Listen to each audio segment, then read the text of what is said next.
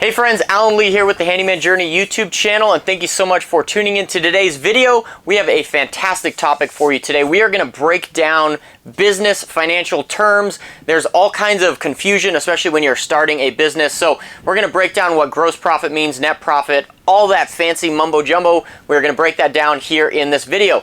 Our mission at the Handyman Journey is to help you discover freedom, equip leaders, and change the status quo of the handyman industry. So if you're interested in any of that, subscribe to this channel right now because we would love to have you as part of our team. First off, you can go over to thehandymanjourney.com and we have a free ebook that we would love to give you if you are just new to starting out in the handyman business, or if you've been in it for a long time, this ebook will be of value to you. So check that out at handymanjourney.com.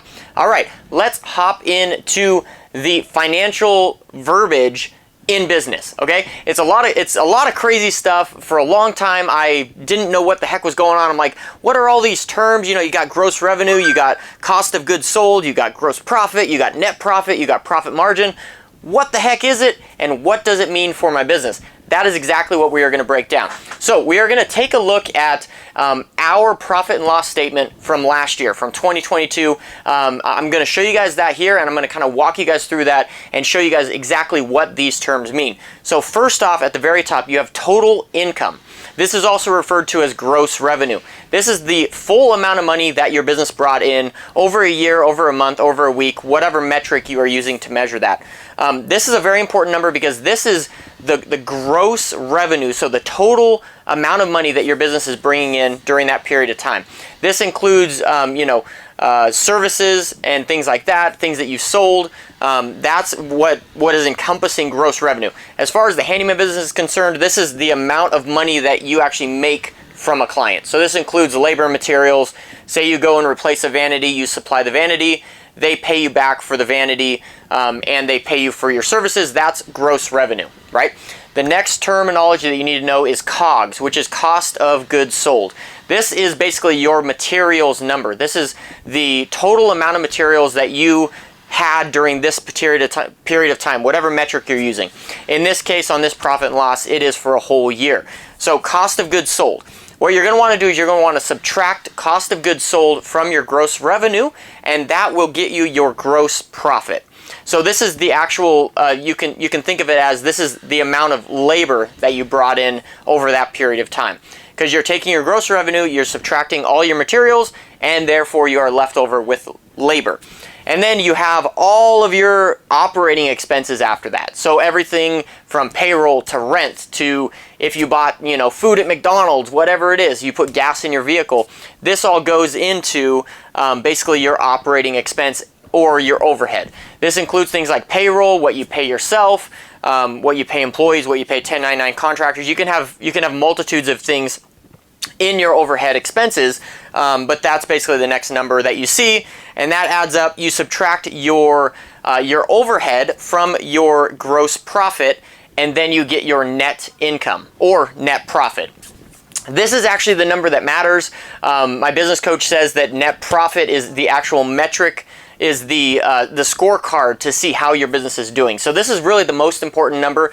A lot of people will pride themselves saying, oh, we have $1 million business. We brought in $1 million. Well, yeah, that's great, but how much net profit did you have left over at the end of the year? That's really what matters, is knowing what your net profit is. Because you could bring in $1 million, but if you spend $1.5 million, you're sunk. Your business is sunk and it's not going anywhere. And then an actual other number, another metric that I like using that's not on this profit and loss statement is profit margin.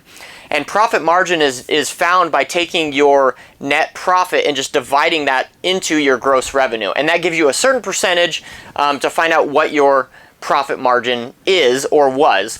A healthy profit margin for a successful business is about 7 to 10%.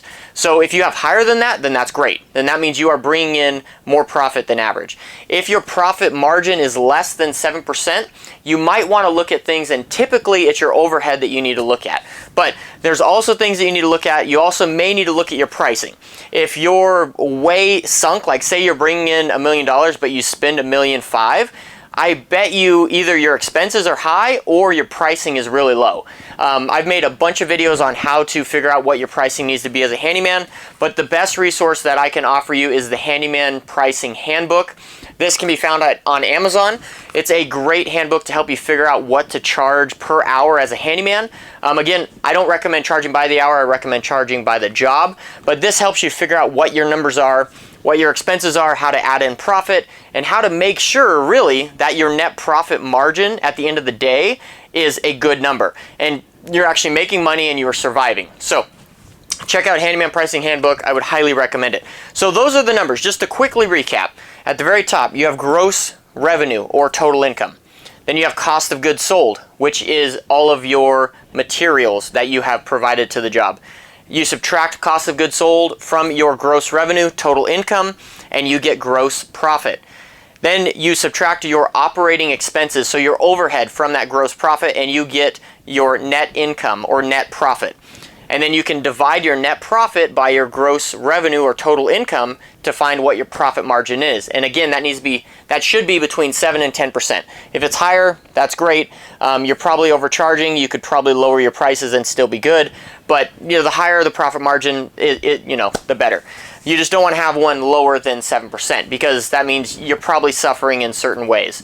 So this has just been a little bit of info. I hope this has been helpful. I would love to hear your comments. Leave me a comment in the comment section below. Also, check us out over at handymanjourney.com. Again, I got that free ebook for you. Also, you can schedule a time to talk with me, a free 15-minute consultation where we could talk about whatever you want as far as business goes. I would absolutely love to talk with you. Love to see your comments. Thank you guys so much for tuning in. Hope you learned something. Hope you have a great day. We'll catch you on the next one.